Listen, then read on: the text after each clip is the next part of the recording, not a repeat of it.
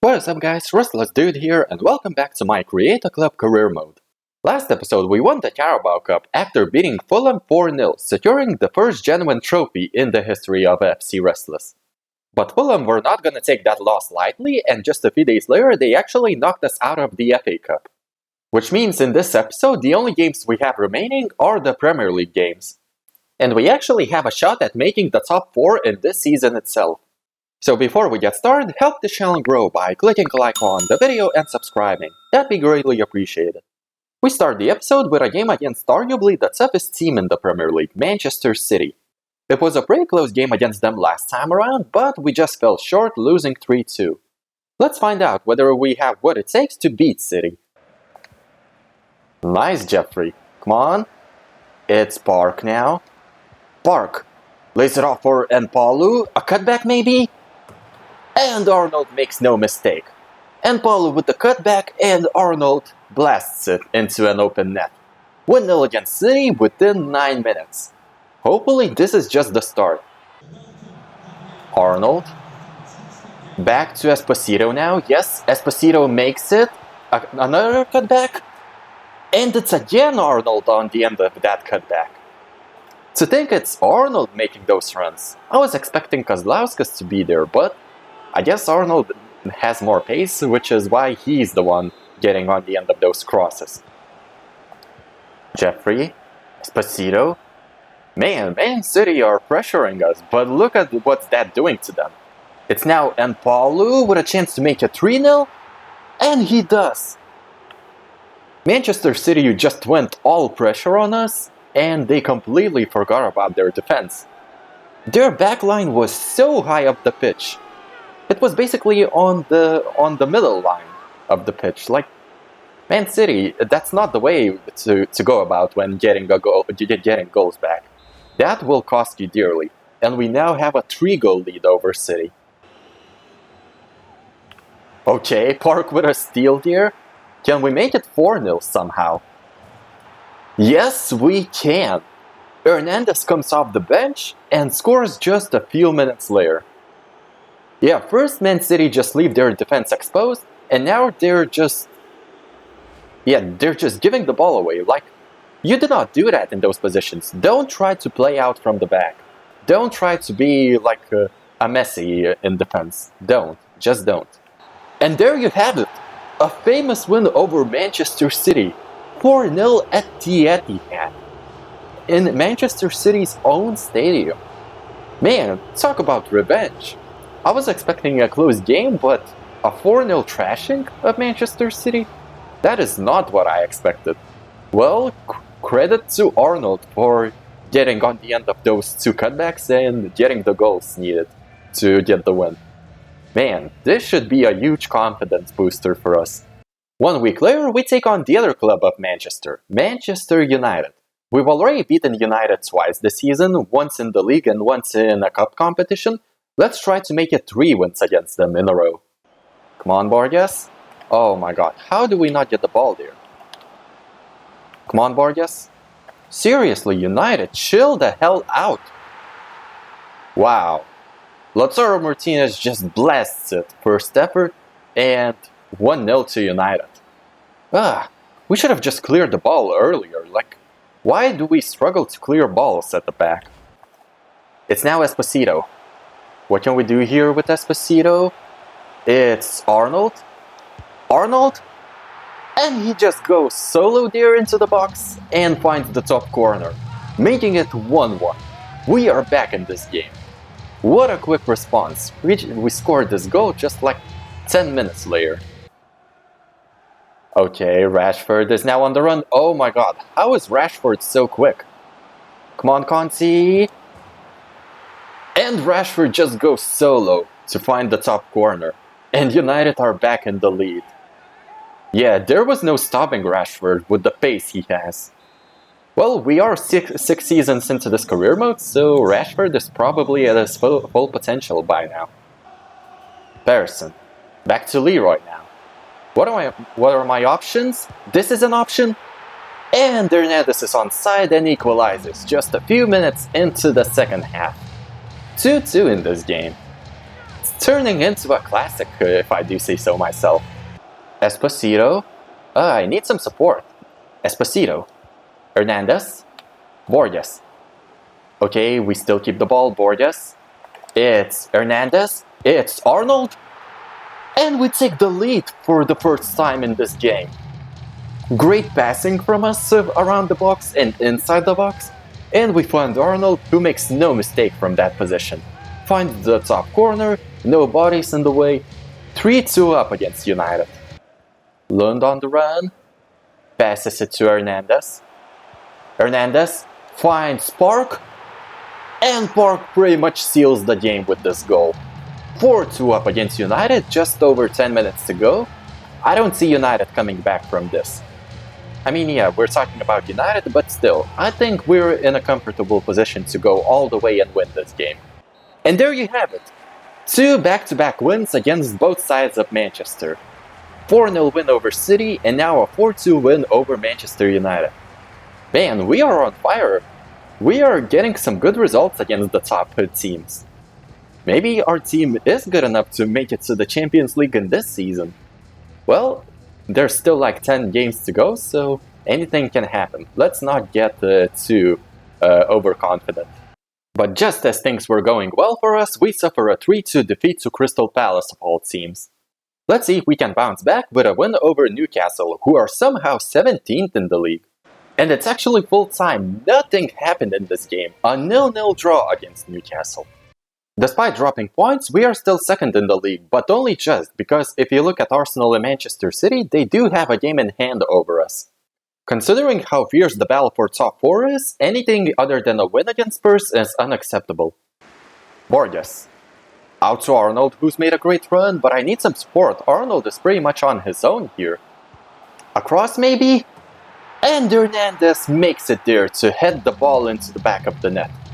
1-0 against Spurs after just 8 minutes. What a great start. Like I said, it's very important that we win this game against Spurs if we want to keep our top 4 hopes alive. Corner comes in. And Esposito heads it into the top corner. 2-0 against Spurs. We've gone from scoring overhead kick corners to scoring headers from corners. Well, it's a good thing we're adding variety to our goals, especially from corners. Esposito jumps above everyone else, and the keeper had no chance against a header like that. Whoa, is that Julian Alvarez playing for Spurs? If so, well, he just made the contribution for Spurs. And it's now only a 1-goal gap. Nice, Hernandez. Arnold. Okay, Hernandez is through. And we get our breathing room back. Hernandez on the score sheet, making it 3-1 against Spurs. Yeah, we're back in control of this game. D'Angelo on the run. D'Angelo cut back. And it's an open net for Kozlauskas. 3-goal advantage now, and there's no time for Spurs to get a comeback at this point. Yeah, 12 minutes remaining, there's no chance of us bottling this. Yeah, it's done. I've actually made substitutions already, so we can just jump to a result. And there you go, 4-1 is the end result. Let's try to make it 2 wins in a row as we take on Leicester City. Okay, a solo run opportunity for Kozlauskas. Come on. I'm just gonna do this, the save option. It's Arnold. And Arnold makes no mistake. I was actually scared he was gonna put that wide, considering the angle the ball was going. But luckily, it ends up in the back of the net, and we're 1-0 up against Leicester. Okay, another solo run, but I'm just gonna do this. Please tell me he's onside. Yes, Arnold is onside, and Arnold makes it 2-0. Finally, it looks like we're gonna win one of these highlight games comfortably. 2-goal advantage over Leicester. And there you have it, a solid 2-0 win over Leicester. And I guess you could say we have breathing room in the table now. We are 2 points above 4th place United with a game in hand, and 5 points above Arsenal, but they have a game in hand. It's anyone's guess what the top 4 is gonna look like at the end of the season. When it comes to remaining games, Liverpool is the only tough game we have left. The other ones are against mid-table clubs. And speaking of Liverpool, that is actually our next game. Luckily for us, our first team is fully rested, which is more than I can say for Liverpool. They are just going for that Premier League title. And Palu on the run. I see Park in plenty of space, but yeah, that defender has him covered. Okay, it's Hernandez. Unable to get the shot off. Okay, what is Alisson doing? That is a first for me. Taking the ball away from the keeper. Alisson, what do you think you're doing?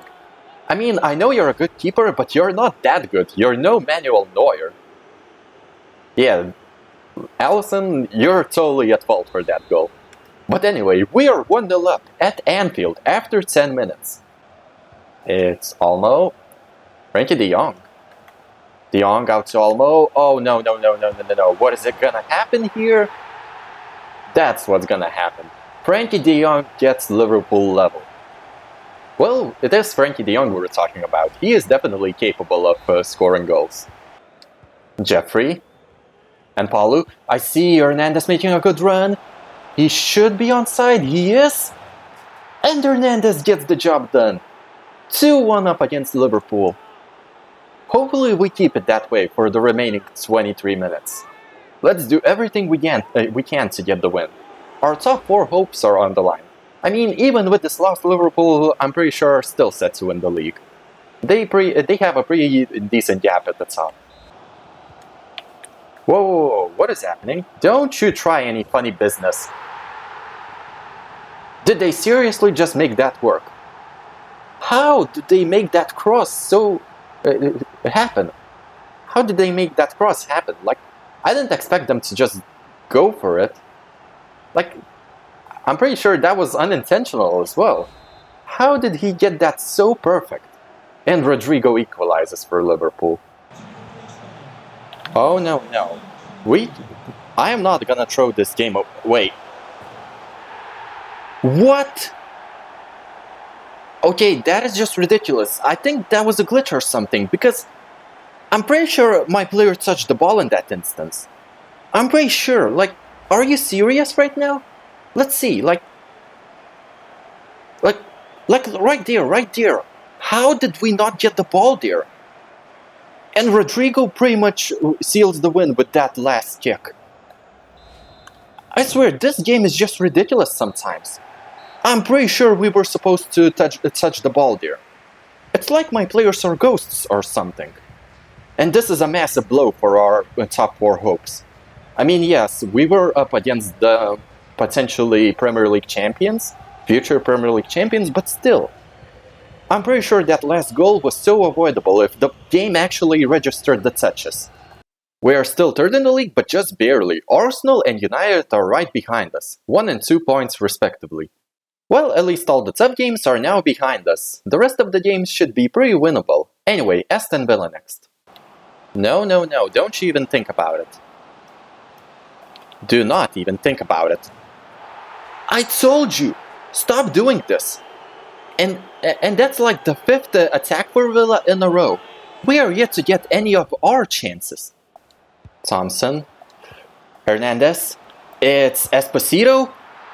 And we may just get a point from this game. It's about time we get to one of our chances to work.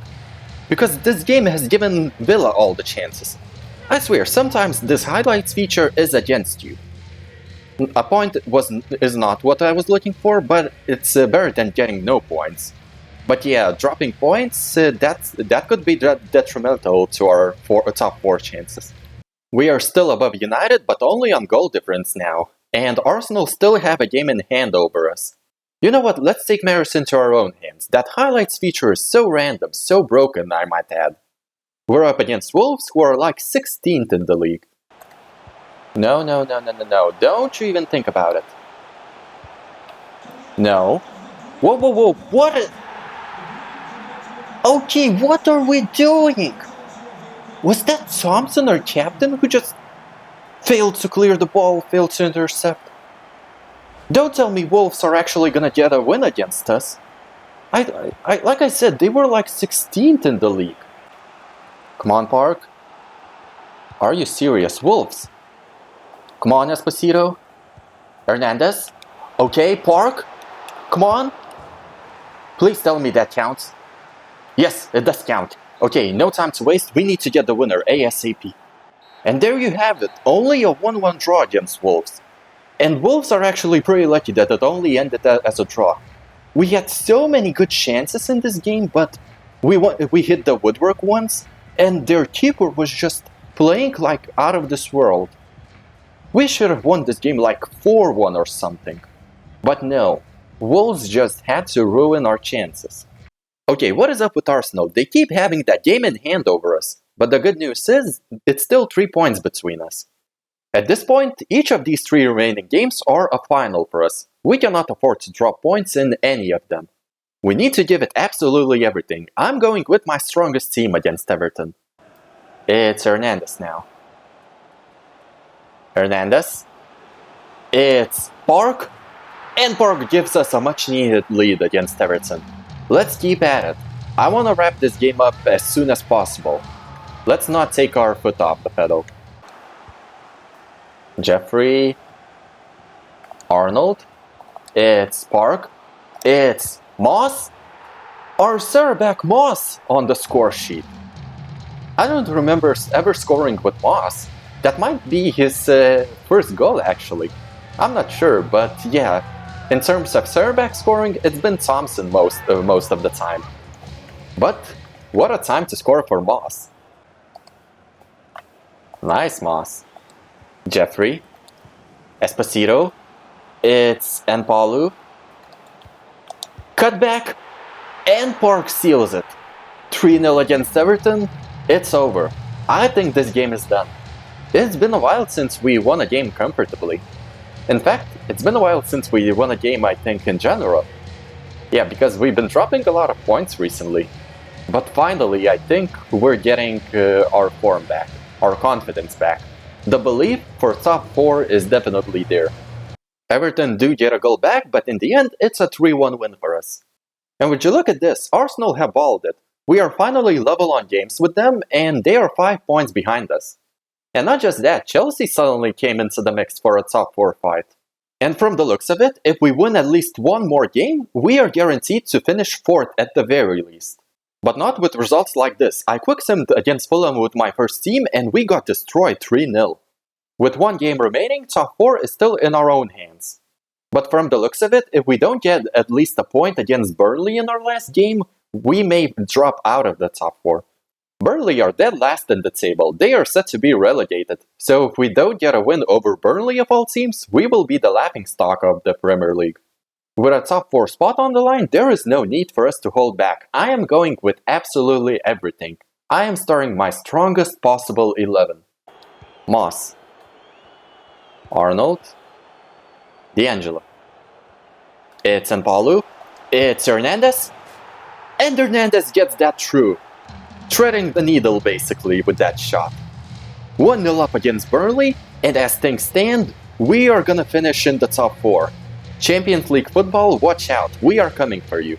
But let's not get too ahead of ourselves. It's only the early moments of the game still. Get the ball away. Arnold. Npalu. Arnold. Okay, Arnold may as well go all the way. Let's just go for it. And Arnold finds the top corner. 15 minutes remaining. 15 minutes away from securing Champions League football. 2-goal advantage. We have breathing room. I think we are one foot into the Champions League. And there you have it. Full-time whistle. And we've secured Champions League football with this win. You can even hear it in the celebration of the fans. They just went screaming like crazy, like we won a tournament or something. Because in a way we did. I mean, top 4 in our first season in the Premier League, that's a pretty huge achievement for us.